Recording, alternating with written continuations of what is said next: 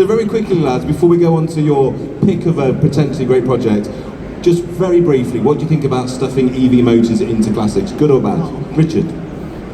I don't get the appeal personally, but if other people like it, that's up to them. Good lad. Yeah. What do you reckon, Mark? Not for me. And Good lad. simply speaking, from an insurance point of view, Oh, from the insurance expert there. That's super controversial. I think we know where you are. Well, but it's worth saying that in terms of a market, it doesn't exist.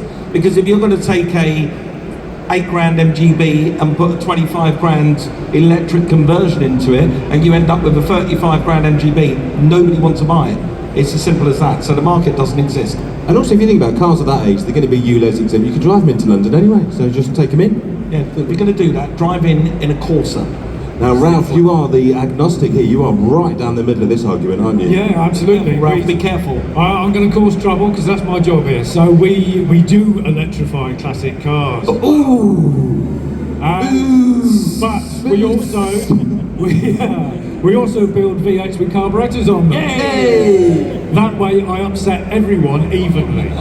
And the thing is, with electrified classics, some of them are just, there are a few classics where the engines were rubbish and the chassis was lovely, they look great, and you end up with something that's really usable. You just think, it's a lovely Sunday, I'm going for a drive, you get in it, switch it on and just hammer around the lanes, and it's brilliant, and they work extremely well.